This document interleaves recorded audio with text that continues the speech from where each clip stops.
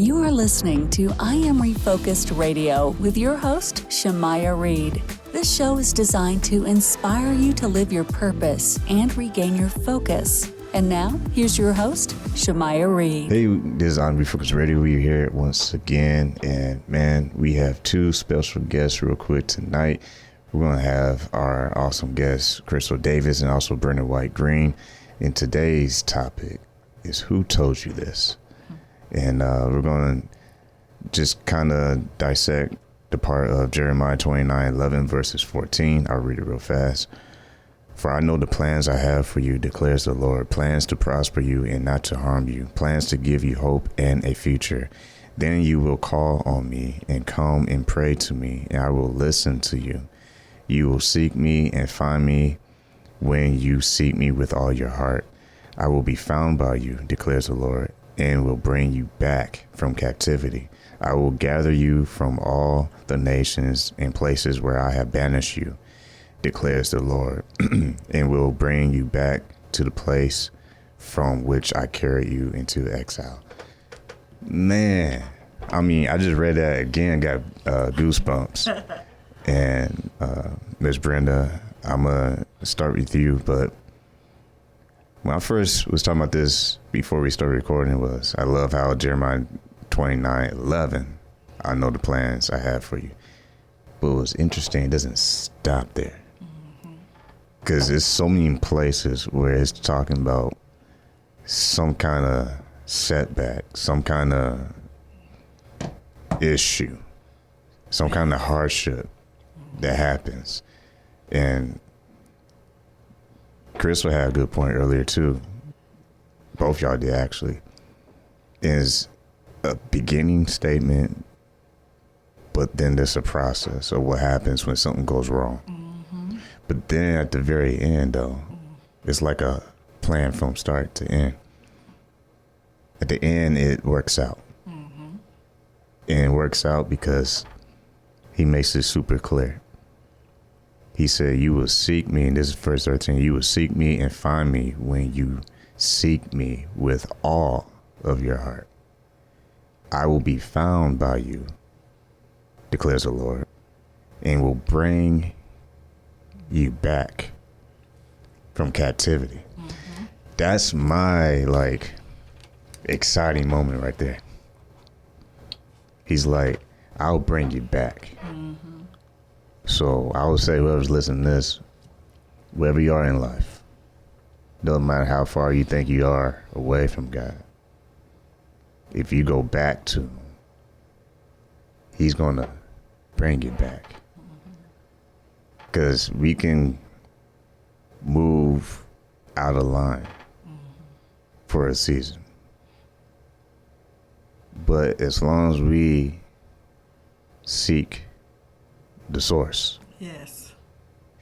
Because it's funny when you seek the source, when you seek the truth, how things start to make sense. Because in the midst of chaos, things don't make sense. That's right. That's right. But when you look back and you investigate, put the pieces together, then voila, all of a sudden it starts to take shape. Right. And the picture becomes clear. Yes. So I'm not gonna hold the mic. I want you both to chime in, but I'll start with you, Miss Brenda. I was reading this, Shamar, and it says, for I know the plans I have for you. And I like the word declare the Lord. And the explanations. Plan to prosper you and not to harm you. So it lets you know that Jeremiah was going through something. And so I'm letting you know that I know the plans I have for you. I did this because I love you, and I would never do anything to harm you. And there's security in that. Come on, I'm trying to let you know that wasn't me. That was something that you let come up on you. Who told you this? Because that is not my plan. And so he's letting him know. Declare the Lord. Ain't no ifs, ands, and buts about it. I know the plans I have for you, and it's not to harm you. He said, plan to give you hope. That's the plan. The plan is to give you hope. When you think you can't get it, when you think about me, you're going to have hope and not to harm you. So when people come to you with questions and doubt and telling you that, oh, this happened to you, you're sick today. The doctor said you got cancer. The doctor said you're fighting diabetes. The doctor said that you're not going to be able to see in 3 months. Your vision is going bad. God said, I didn't do that to harm you. I know the plans I have for you, and it is not to harm you. And that's what we have to know in life, is that God knew us before we was in our mother's womb. He said that before you was even born, I knew what you was going to be like. And it was so that you could prosper. Everything that God does for us is for prosper. He made everything that we can use on earth. If you think about it, he made the ground that we can till.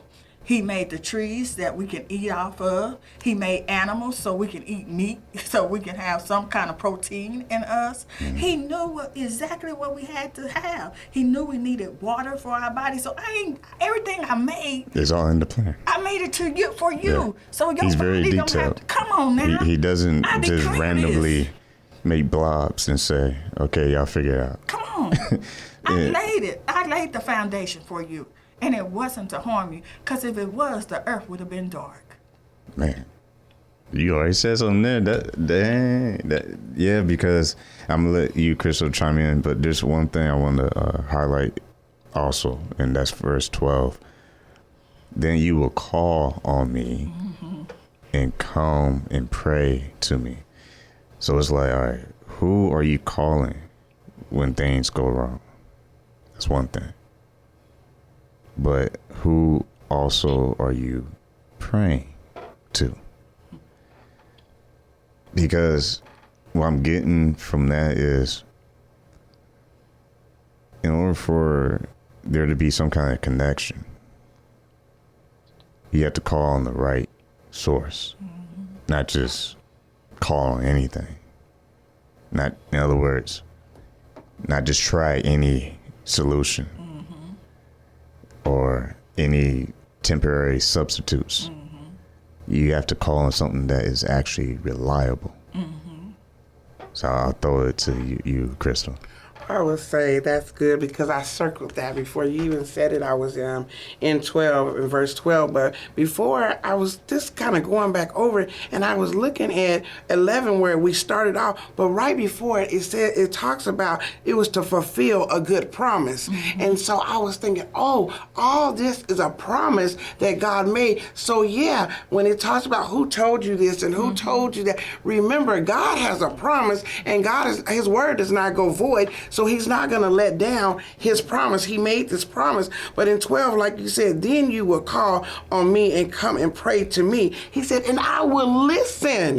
He said, I have an ear. I can hear. You have an ear to hear. And then he also talks about how that whenever you seek me and find me, you will seek me. I mean, with all your heart. So that means you're not going to come to me like you come to your friends sideways, halfway. You coming to me all the way. Because you know what? I don't know who told you that I'm not worthy of my promise. I don't know who told you I wasn't worthy to stand on solid ground with you. But listen, I'm here to tell you my word, my truth. I'm the beginning and I'm the end. So I knew you before I formed you. And so if I had a promise, I'm going to take you all the way through it.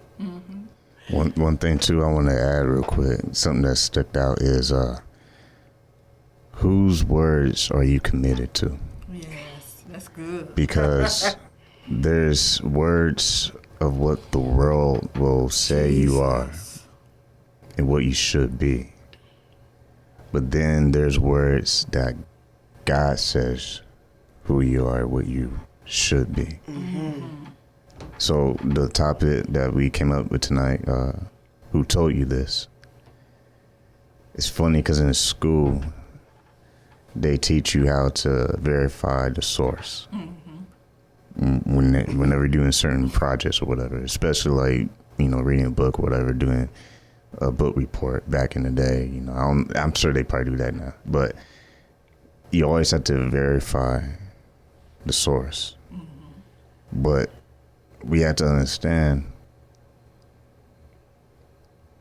the world is always consuming.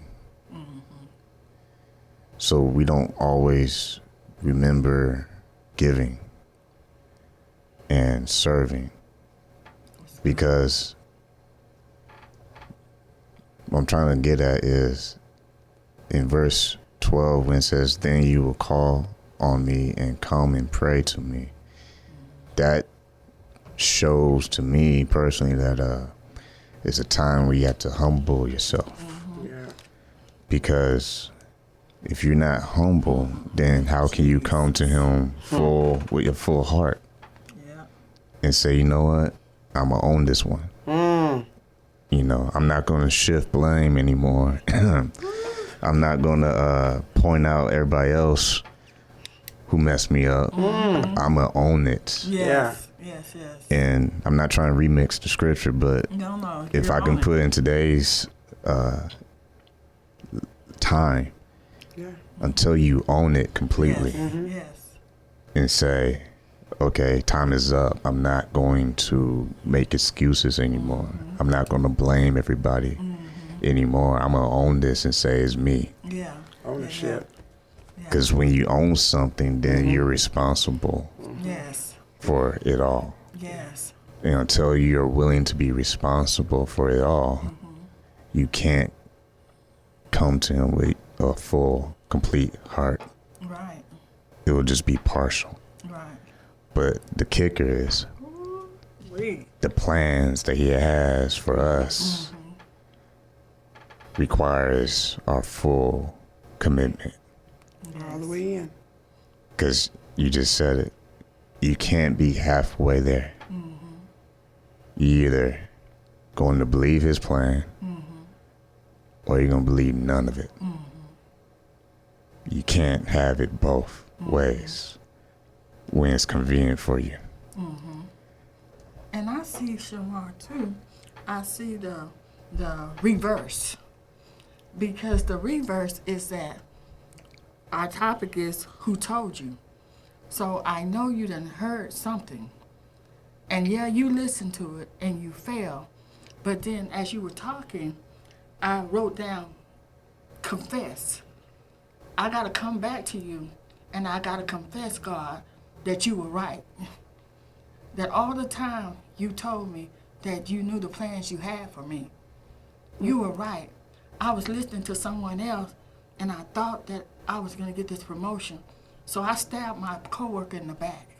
I went and said things about him that I shouldn't have said so I could get that position because someone else told me that I was better than him. Yeah. But God, you told me that you already knew the plans that you had for me. And so my blessings wasn't keen on the position that he had. That position belonged to him.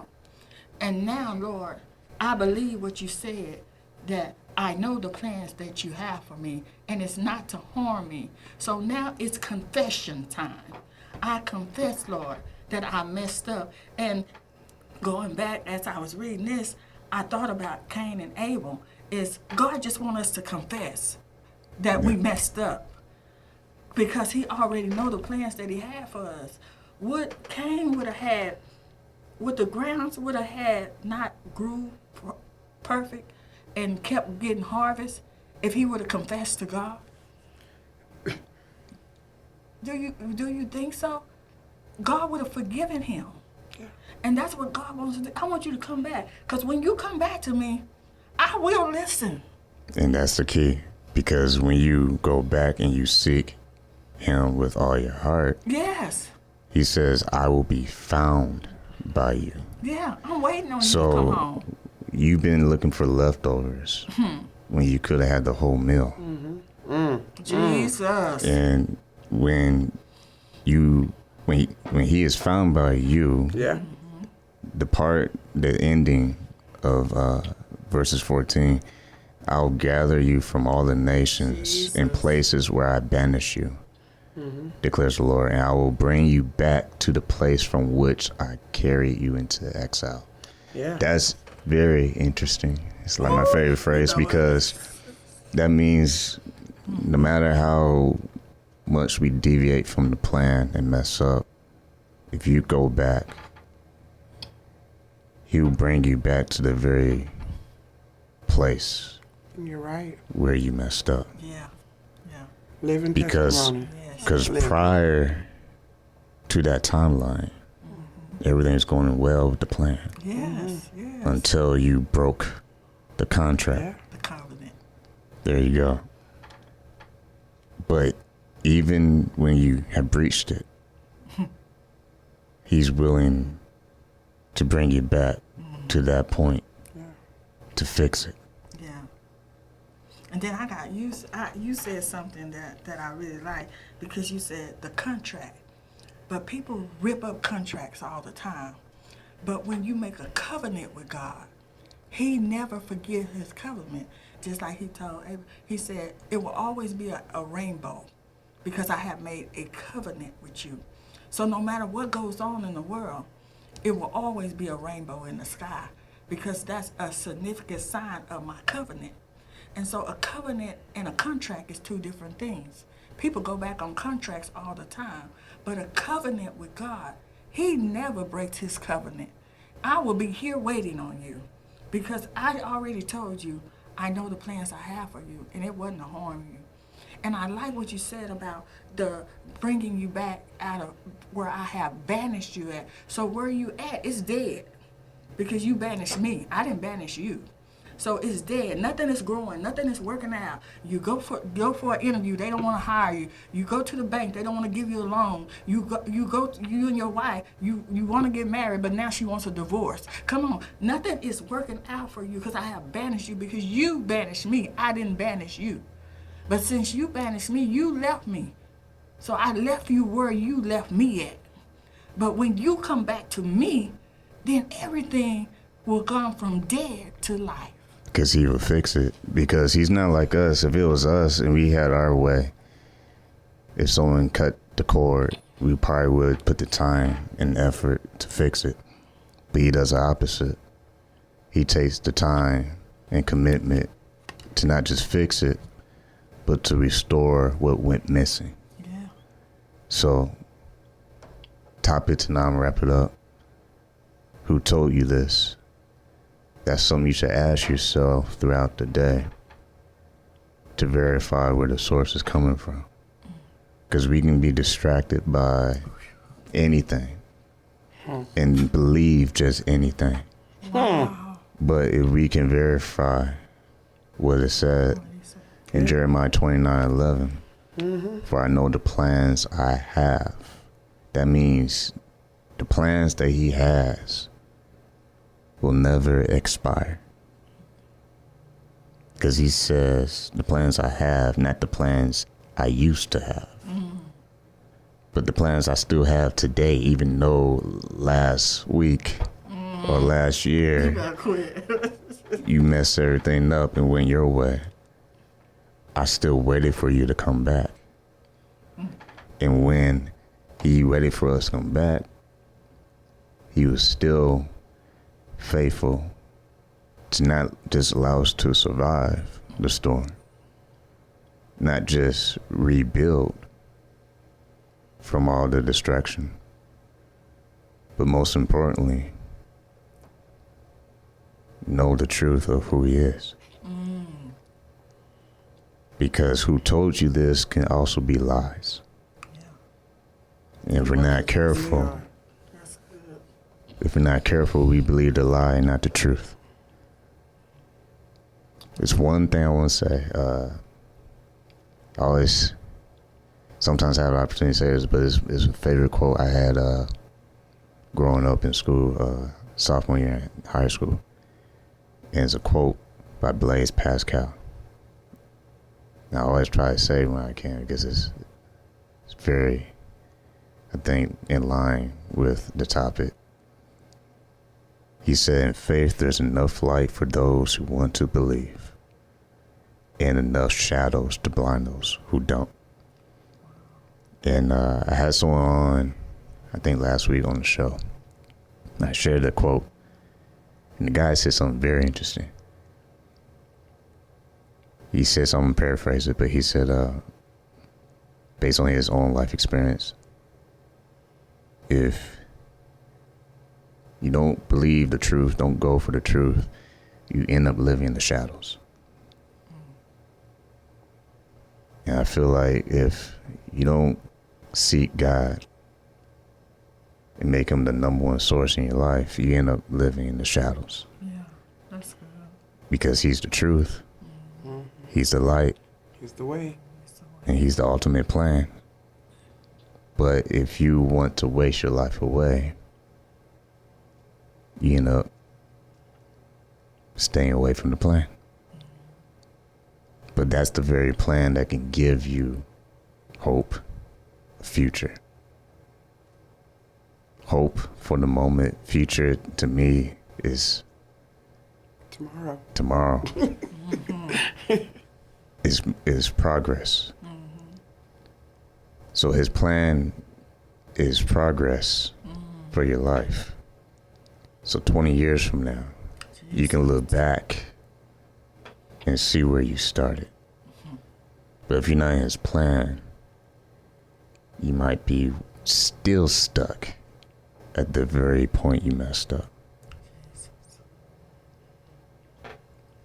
That's a mic drop moment right there, man. But once again, on Focus Radio, special guest with us today, Crystal Davis and Brenda White Green. I want to say thank y'all for doing this, because I always try to keep it simple, because that's all we try and do here. Not trying to be deep, just trying to be real. So if you enjoy this, I hope you share it with someone that can use the inspiration. But the main thing, topic, who told you this, man? Because if you spend your whole life trying to do it your way, at the end you'll be on a dead end street. And you thought the whole time that you was going to be the big shot, but you did it your way. But if you're hearing this right now, you can switch up and let God take the plans that he already prepared for you. And your story can be the best story that people read. Because you chose, like Pastor Green said, the point where you turn versus the point of no return. But we get to choose which one we want to cross. I hope it's not the point of no return. I'm in Focus Radio. Good night.